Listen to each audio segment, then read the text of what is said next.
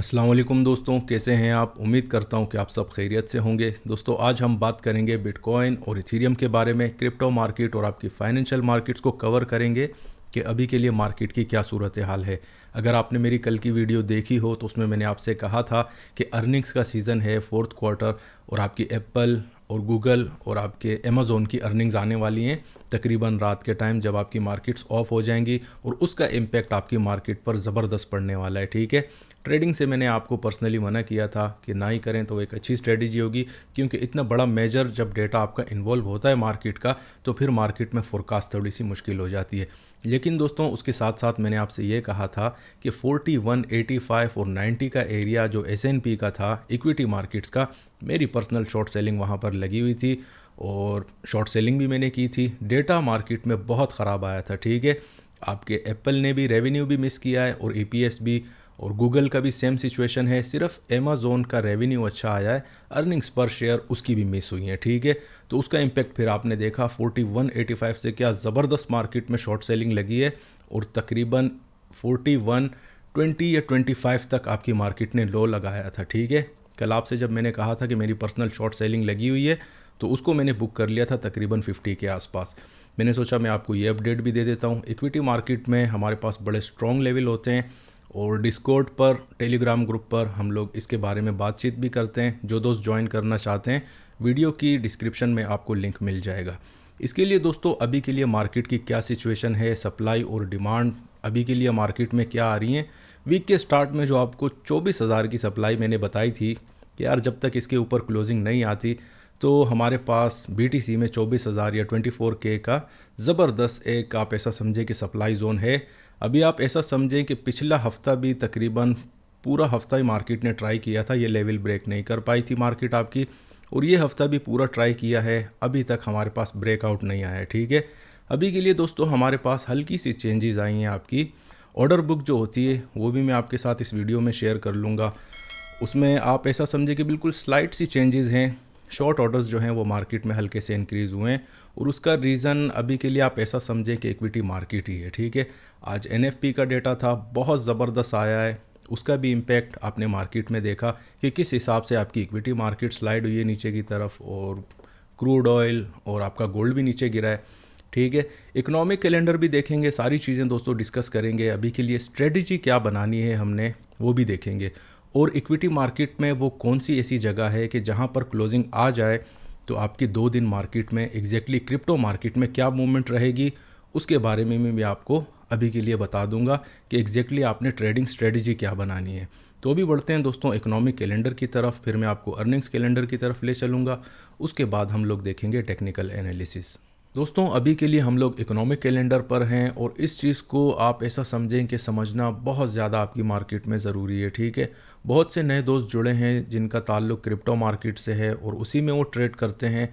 Equity market के बारे में या ग्लोबल फाइनेंशियल मार्केट्स के बारे में उन्हें पता नहीं है। ठीक है, तो उन दोस्तों के लिए मैं आपको एक बार फिर बता देता हूँ कि मार्केट के डायनेमिक्स को जानने के लिए आपको अमेरिका का जो डेटा होता है, जो फंडामेंटल्स होते हैं, उसको देखना बड़ा ज़रूरी होता है। ठीक है, उनकी इकोनॉमी में क्या हो रहा है, क्या नहीं हो रहा, कौन सा डेटा किस चीज़ पर रिफ्लेक्शन देता है, ये सारी चीज़ें जानना बहुत ज़रूरी होती हैं।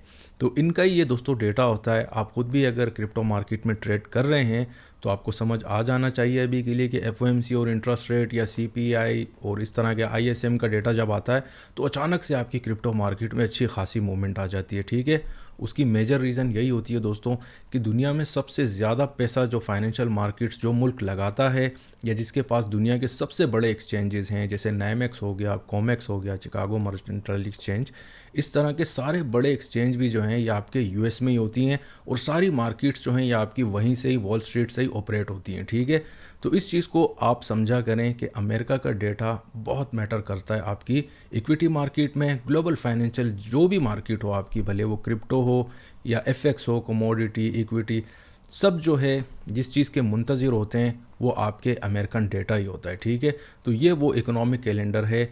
इसके डायनेमिक्स में आपको समझा देता हूँ। बहुत से लोग जो होते हैं अभी के लिए परेशान हो गए मार्केट में यार, जबकि NFP का डेटा हमारे पास अच्छा आया है तो पिछले ज़मानों में तकरीबन मैं आपको 3-4 साल पहले ले जाता हूँ। तो यार जब डेटा अच्छा आता था तो मार्केट, इक्विटी मार्केट या स्टॉक मार्केट बूम कर जाती थी, ऊपर की तरफ चली जाती थी। अभी नीचे क्यों चली जाती है? ठीक है, अभी अच्छे डेटा को बुरा क्यों कंसीडर किया जाता है? इस चीज़ को मैं आपको समझाने की कोशिश करता हूँ।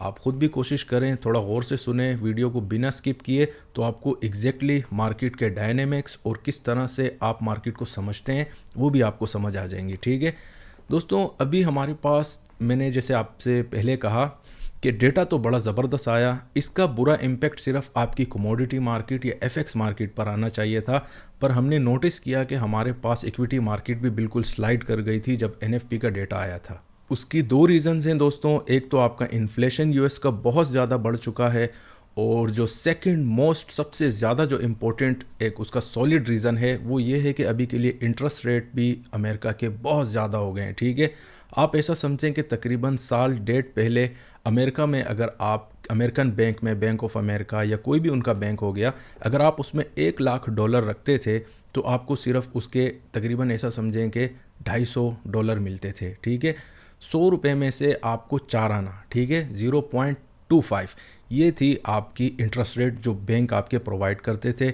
अभी के लिए दोस्तों वो बढ़कर तकरीबन $4.25 हो गया है। ठीक है, अभी के लिए आप खुद सोचें कि बहुत रेयर केसेस में इस तरह हुआ था। तकरीबन 2004 से जब हमने इंक्रीज देखा था मार्केट में, उसके बाद 2006 तक ये रिपोर्ट हुए थे हमारे पास नंबर, और तकरीबन मेरे हिसाब से जहाँ तक मुझे याद पड़ रहा है, तकरीबन आप ऐसा समझें कि $6 या $6.5 तक ये इंक्रीज़ हुआ था। उसके बाद रिसेशन हिट हो चुका था मार्केट में। ठीक है, तो अभी भी हमारे पास कुछ नंबर्स जो हैं वो सिमिलर हैं, पर अभी के लिए हमारी मार्केट में रिसेशन का कोई फियर नहीं है, क्योंकि बहुत सी चीज़ें इट मीन्स के कंट्रोल में आ चुकी हैं। किल स्विच भी मार्केट में लगे हुए होते हैं। जैसे ही आपका डाउन जोन्स, अगर कुछ टाइम लिमिट है अपना, इट मीन्स के 1 घंटे के अंदर 1000 पॉइंट से नीचे जाता है, अचानक क्रैश होती है आपकी मार्केट, तो किल स्विच जो होते हैं वो हिट हो जाते हैं और आपकी मार्केट्स जो हैं वो क्लोज हो जाती हैं। तो रिसेशन का उस टाइप का फियर तो नहीं है दोस्तों अभी के लिए मार्केट में। पर मेजर रीजंस जो हैं क्यों आपका डेटा अभी ऑपोजिट वे में जा रहा है, वो मैं आपको उम्मीद करता हूँ कि समझा चुका हूँ कि हमारे पास रीज़न मार्केट में अभी के लिए ये है। तो ये तो था दोस्तों आपका इकोनॉमिक कैलेंडर। इसको जानना बहुत ज़रूरी होता है। हमारे पास क्रिप्टो मार्केट में बहुत सारी न्यूज़ आती हैं, पर उनका अगर हम इम्पैक्ट देखें, आप खुद भी जाकर देख लें, आप इट मीन्स कि बहुत सारी वेबसाइट हैं, कोइन जेको पर जाकर देख लें, कोइन मार्केट कैप पर, कितनी सारी न्यूज़ आपकी मल्टीपल एट अ टाइम जो हैं वो आती रहती हैं, पर उनका इम्पैक्ट कोई भी नहीं होता। ठीक है, मेजर आपका इम्पैक्ट जो पड़ता है मार्केट में वो आपकी अमेरिकन की मार्केट जो है, उसी से जो मेजर न्यूज़ आती है वो आपकी पूरी मार्केट को शेक करती है। अभी बढ़ते हैं दोस्तों ऑर्डर बुक पर, उसके बाद हम लोग अर्निंग्स कैलेंडर भी देखेंगे।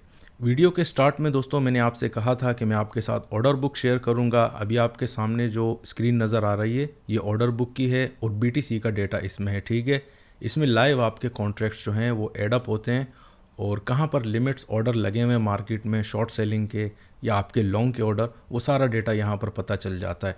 लास्ट टाइम अगर आपको याद हो, मैंने आपसे कहा था कि बाइंग के लिमिट लगे हुए हैं बहुत ज़्यादा आपकी मार्केट में, लेकिन उस सूरत में कि जब आपकी मार्केट 24,300 का लेवल क्रॉस कर जाए तो सारे आपके लिमिट ऑर्डर हिट हो जाएंगे।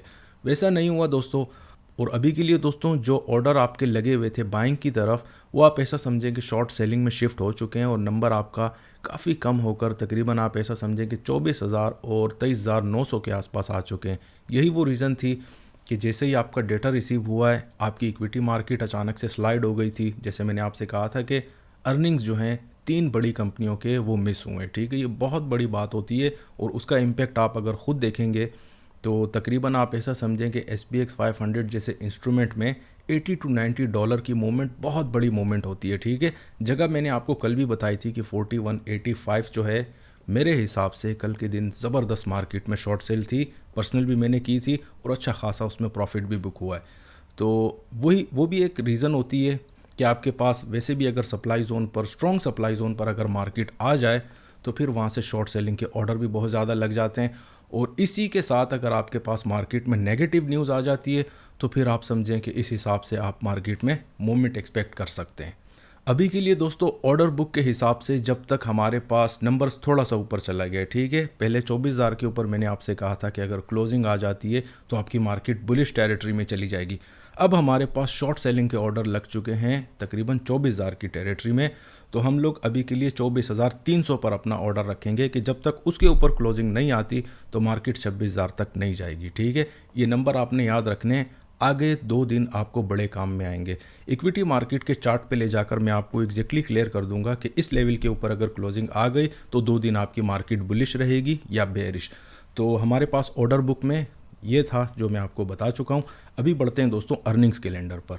दोस्तों अभी जो स्क्रीन आप देख रहे हैं ये investing.com की स्क्रीन है। यहाँ पर आपको मार्केट की अर्निंग्स पता चलती हैं। ठीक है, कल भी मैंने आपसे कहा था कि बड़ी बड़ी कंपनियों की अर्निंग्स आती हैं, 2.37 ट्रिलियन डॉलर, आप उसको देख लें। गूगल को 1.5 ट्रिलियन डॉलर और अमेज़ॉन को देखते हैं तो वो भी 1 ट्रिलियन डॉलर प्लस है। तो आप ऐसा समझे हमारी क्रिप्टो मार्केट बड़ी छोटी सी चीज़ है अगर हम इन चीज़ों के कंपेयर करते हैं इनके साथ। ठीक है, तो मेरी कोशिश दोस्तों ये होती है कि आपको अगर देखें हर बंदा बड़े मुश्किल से पैसे बनाता है, ठीक है ना। तो मेरी यही कोशिश होती है कि आप मुझ पर रिलाई करते हैं, मैं आपको सप्लाई और डिमांड जोन ये सारी चीज़ें बताता हूँ, पर इसके पीछे दोस्तों बहुत ज़्यादा आप ऐसा समझें कि तकरीबन 14-15 साल की जो है ना एक एक्सपीरियंस है। ये सारी चीज़ें मैं आपको एकदम से नहीं सिखा सकता, पर मैं ट्राई करता हूँ कि यार जो भी चीज़ें मार्केट में कहाँ से डेटा उठाना है, किस चीज़ को आपने देखना है मार्केट में। अगर आप यूट्यूब पर देखें आपको सिर्फ छोटी छोटी न्यूज़ दिखाते हैं, यार ये हो गया ये हो गया, अभी के लिए इस टाइप का इम्पैक्ट आएगा, क्रिप्टो मार्केट से ही उठाते हैं। आपको एग्जैक्टली नहीं बताते मार्केट में कि डेटा आपने कौन सी जगह उठाना है, कहाँ से देखना है और कौन सा डेटा आपकी मार्केट में मैटर करता है। ठीक है ना, और इसके अलावा कौन से ऐसे इंस्ट्रूमेंट हैं मार्केट में जो को रिलेट करते हैं। देखें अगर आप फाइनेंशियल मार्केट्स में होते हैं, मैंने जैसे अभी आपको थोड़ी देर पहले बताया कि तकरीबन 15 अभी के लिए 16वां साल मेरा स्टार्ट हो चुका है। ट्रेडिंग फ्लोर का मेरा एक्सपीरियंस है। ठीक है, मैं यूएस स्टॉक मार्केट में ट्रेड कर चुका हूँ, यहाँ पर दुबई के स्टॉक एक्सचेंज जो है यहाँ पर भी मैं ट्रेड कर चुका हूँ ट्रेडिंग फ्लोर पर। ठीक है, जब आप ऐसा समझे कि ऑनलाइन भी होता था, पर ट्रेडिंग फ्लोर का एक्सपीरियंस वो बहुत ही अलग होता है और उसमें आप ऐसा समझें कि बिल्कुल नंबर्स और ये सारी चीज़ें उठाना आपके एक्सेस में होती हैं। ठीक है, तो इस टाइप का हमारा एक्सपीरियंस है, तो यही एक्सपीरियंस ही मैं आपके साथ शेयर करता हूं। और अगर आप मेरे चैनल को फॉलो करते हैं तो आपको पता होगा कि 90+% आपको इसमें एक्यूरेसी मिल जाती है। क्रिप्टो मार्केट में मेरे हिसाब से ट्रेड करना बहुत आसान है। ठीक है, अगर आप उसको कंपेयर करते हैं इंडिसेस मार्केट से या एफएक्स मार्केट से या कमोडिटी मार्केट से, तो मेरी कोशिश बहरहाल यही है। और जब आपके अच्छे खासे पैसे लगे हुए हैं तो आपको भी चाहिए कि मार्केट को सीखें पहले। ठीक है, ट्रेड भी करें साथ साथ में, लेकिन अगर आप मार्केट को पढ़ते हो, सीखते हो, कौन सा डेटा आपका मैटर करता है मार्केट में, ये सारी चीज़ें जानना आपके लिए बहुत ज़रूरी है अगर आप मार्केट में ट्रेड करते हो। ठीक है, तो दोस्तों कहने का मतलब ये था कि हमारे पास इसके बारे में तकरीबन कल ही मैं आपको बता चुका था कि इस डेटा का इम्पैक्ट आपकी मार्केट में आएगा। ठीक है, एग्जैक्टली आज हमारे पास वही रीज़न बनी और आपकी मार्केट्स में अच्छी खासी एक डिप लगी थी। और तकरीबन कल की वीडियो में मैंने आपसे कहा था कि अगर फिर भी कोई दोस्त शॉर्ट सेलिंग करना चाहे मार्केट में तो वो कर सकता है, लेकिन क्लोजिंग अगर 24,000 के ऊपर आ जाए तो फिर आप अपना छोटा मोटा स्टॉप लॉस लेके निकल जाना, नहीं तो आप होल्ड करें। 500-800 पॉइंट तो आपको बीटीसी में काफ़ी आराम से मिल जाएंगे। एग्जैक्टली सारा सिनेरियो वैसा ही था। अभी देखते हैं दोस्तों कि हमारे पास आज के लिए कौन सी अर्निंग्स थी। तकरीबन आप ऐसा समझें कि आज हमारे पास सनोफी, ये तकरीबन मेडिकल से रिलेटेड बहुत बड़ी कंपनी है, 114 बिलियन डॉलर की है। इसने भी रेवेन्यू आज के लिए मिस किया है, पर इसका ईपीएस काफ़ी अच्छा है। तो आज अगर हम ओवरऑल देखते हैं, ओवरऑल जब आप मार्केट में देखते हैं कि यार अर्निंग्स की एग्जैक्टली सिचुएशन क्या चल रही है, टोटल नंबर क्या आ रहा है, तो अभी के लिए जब मैंने कैलकुलेट किया था आज तो तकरीबन 73% के आसपास अभी भी आपकी मार्केट में जो अर्निंग्स आ रही हैं वो पॉजिटिव हैं। ठीक है, तो अभी बढ़ते हैं दोस्तों हम लोग टेक्निकल एनालिसिस की तरफ। दोस्तों हमेशा की तरह स्टार्ट हम लोग बिटकॉइन के चार्ट से करेंगे। वीक के स्टार्ट में जो आपके साथ सप्लाई जोन मैंने शेयर की थी, कल भी उसको काफ़ी ज़्यादा रिस्पेक्ट मिली है और वहीं से ही शॉर्ट सेलिंग मार्केट में आई है। पर एक चीज़ का आपने ध्यान रखना है कि शॉर्ट टर्म में और मिड टर्म में हमारे पास अभी के लिए ट्रेंड्स बुलिश हैं। ठीक है, इक्विटी मार्केट के चार्ट पर मैं आपको ले जाकर बताऊँगा और जो डेली रेंज में निकालता हूँ वो भी मैं आपको अभी के लिए दिखा दूँगा कि कहाँ पर हमारे पास क्लोजिंग आ जाए तो आपकी क्रिप्टो मार्केट की क्या सिचुएशन बनने वाली है। अभी के लिए दोस्तों एग्जैक्टली अगर आपने कल मेरी वीडियो देखी हो तो मैंने आपसे यही कहा था कि 23,200-250 के आसपास हमारे पास मार्केट में अच्छी खासी एक डिमांड जोन है। एग्जैक्टली वही लेवल आपका टच हुआ है, पहली डिमांड जोन कहकर मैंने आपसे ये कहा था। और उसके बाद आज जो मार्केट में हाई लगा है तकरीबन 670 का हाई ऑलमोस्ट अभी के लिए मार्केट में लग चुका है। ठीक है, और टारगेट अभी भी आप तकरीबन ऐसा समझेंगे 24,000 तक ही मार्केट को कर सकते हैं। और शॉर्ट सेलिंग की पोजीशन करना है या नहीं करना वो मैं आपको इक्विटी मार्केट के चार्ट पर ले जाकर क्लियर कर दूंगा। तो BTC के लिए ऐसा है अभी के लिए कि अगर 23,000 के नीचे आज क्लोजिंग आ जाती है तो शॉर्ट सेलिंग के ऑर्डर फिर से ट्रिगर होंगे और 22,300 से 400 तक आपकी मार्केट काफ़ी आराम से जाएगी। अभी भी आपकी मार्केट रेंज बाउंड है, तकरीबन आज दूसरा हफ्ता हो चुका है और आप ऐसा समझें कि एग्जैक्टली मार्केट की जो रेंज बनी है वो 22,000 से लेकर तकरीबन 24,000 राउंड टन में आ रही है। 2,000 पॉइंट में आपकी मार्केट अभी के लिए स्टक हो चुकी है। अभी बढ़ते हैं दोस्तों इथीरियम के चार्ट पर। इथीरियम की अगर बात करें दोस्तों तो हमारे पास आप ऐसा समझेंगे सिमिलर सिचुएशन है। 1690 का नंबर मैंने आपसे कहा था कि जब तक उसके ऊपर क्लोजिंग नहीं आती तो एक अच्छी खासी सप्लाई जोन है। जितनी बार आपको मार्केट मिलती है अच्छे खासे शॉर्ट सेलिंग के ऑर्डर लगेंगे, ठीक है। इथीरियम में आप एक चीज़ का ध्यान रखा करें कि जब भी आपकी BTC सप्लाई या डिमांड जोन पर पहुंच जाती है तो सिर्फ इथीरियम नहीं, आप ऐसा समझें कि टॉप 10 तक ऑल्ट कॉइन जो हैं आपके BTC की डिमांड और सप्लाई जोन्स पर आप उनमें भी शॉर्ट सेलिंग या लॉन्ग के ऑर्डर लगा सकते हैं। तो कोशिश किया करें दोस्तों जो मेजर लेवल है वो आपका BTC का ही काउंट करता है, उस पर ही ज़्यादा ध्यान दिया करें, ठीक है। इथीरियम की अगर ट्रेंड की बात करें दोस्तों तो अभी के लिए आप ऐसा समझें जैसे BTC का शॉर्ट और मिड टर्म में हमारे पास बुलिश ट्रेंड है, इथीरियम में भी सिमिलर है, ठीक है। बुलिश ट्रेंड में हम लोग बैठे हुए हैं और मार्केट में अभी के लिए कल भी मैंने आपसे कहा था कि 1605 और 10 के आसपास हमारे पास हल्की फुल्की डिमांड जोन आ रही है और उसके बाद जो मेजर डिमांड जोन है वो आपकी 1530 से 40 का एरिया है, ठीक है। 1600 के नीचे जब तक क्लोज नहीं होता मार्केट तो आप ऐसा समझे कि 1500 तक आपकी मार्केट नहीं जा सकती। 1600 के नीचे क्लोजिंग होना बहुत ज़रूरी है अगर मार्केट ने फर्स्ट डिमांड जोन को ट्राई करने जाना है। तो ये तो था दोस्तों इथीरियम का। एक दो दोस्त डिस्कॉर्ड ग्रुप पर ये भी पूछ रहे थे कि यार आपकी प्राइसेस जो होती हैं वो हल्की सी डिफरेंट होती हैं। तो दोस्तों ये लाइव अकाउंट है और आप ऐसा समझें कि बिल्कुल ECN से कनेक्टेड होता है, ठीक है। डायरेक्ट एक्सचेंज पर इसकी जैसे ही पोजीशन हम लोग डलती है यहाँ पर तो ये डायरेक्ट एक्सचेंज को हिट करती है। इसमें डिले नहीं होता, इसलिए इसके कैंडल्स में या चार्ट पैटर्न्स में हल्का फुल्का फ़र्क आप देख सकते हैं। अभी बढ़ते हैं दोस्तों इक्विटी मार्केट की तरफ। दोस्तों इक्विटी मार्केट के चार्ट पर कल भी मैंने आपसे कहा था कि ज़बरदस्त टाइप की पोजीशन लगी थी 4180 के आसपास और 85 पे ज़बरदस्त आपकी मार्केट में ऐसा समझेंगे बड़ा स्ट्रॉन्ग रेजिस्टेंस है। तकरीबन ये भी आपसे कहा था कि 3500 से मैंने आपको जब बताया था एक फिगर कि यार यहाँ तक आपकी मार्केट मैक्सिमम हिट कर सकती है तो वो नंबर में हमेशा आपको 4180 का ही बताता था, ठीक है। तो एग्जैक्टली कल आपकी मार्केट ने वो लेवल हिट किया है पर क्लोजिंग हमें काफ़ी नीचे तकरीबन आप ऐसा समझेंगे 4150 या 51 के आसपास आई थी। तो अच्छा खासा उसमें एक ज़बरदस्त टाइप की वो ट्रेड थी। कुछ दोस्त हैं उनसे भी करवाई थी जो मेरी IB पर होते हैं और अच्छा खासा हम लोग मार्केट में प्रॉफिट बुक कर चुके हैं। इसके अलावा दोस्तों आज के लिए क्या सिचुएशन बननी है वो मैं आपको बता देता हूँ। देखें जैसे ही जो आपको रेजिस्टेंस जोन मैंने बताया था ना कि 4185 को अगर हिट करेगी तो मार्केट में 4150 और 4100 तक हम लोग काफ़ी आराम से टारगेट कर सकते हैं। आज आप खुद भी देख सकते हैं एक तो हमारे पास मार्केट में रेजिस्टेंस बड़ी स्ट्रॉन्ग थी, उसके अलावा डेटा भी बड़ा ख़राब आया मार्केट के हिसाब से। तो मार्केट ने जो लो लगाया है वो 4116 का लगा है और कल जो मार्केट ने एक फेक आउट लगाया था वो आप ऐसा समझिए कि 4202 का मेरे पास रिपोर्ट हुआ था। तो काफ़ी सारी आप ऐसा समझेंगे तकरीबन 90 पॉइंट के आसपास मार्केट में मूवमेंट आ चुकी थी। तो ये होता है आपकी जब मेजर सप्लाई हिट होती है उसका इम्पैक्ट मैं आपको बताना चाहता था कि इस टाइप का आपका इम्पैक्ट मार्केट में रिफ्लेक्ट करता है। अभी के लिए दोस्तों मैं आपको वो जोन बता देता हूँ कि लेट सपोज अगर उसके ऊपर क्लोजिंग्स आ जाती हैं तो कल का दिन भी और परसों के दिन भी फिर आपकी मार्केट बुलिश रह सकती है। तो दोस्तों हमारे पास 4190 के ऊपर क्लोजिंग आना बहुत ज़रूरी है अगर क्रिप्टो मार्केट ने बुलिश टेरिटरी में रहना है तो, ठीक है। लेट सपोज अगर हमारे पास आज के लिए 4200 के आसपास कहीं भी क्लोजिंग आ जाती है तो फिर आप ऐसा समझें कि फिर से मार्केट काफ़ी आराम से 24,000 या 24,200 तक भी काफ़ी आराम से जा सकती है, ठीक है।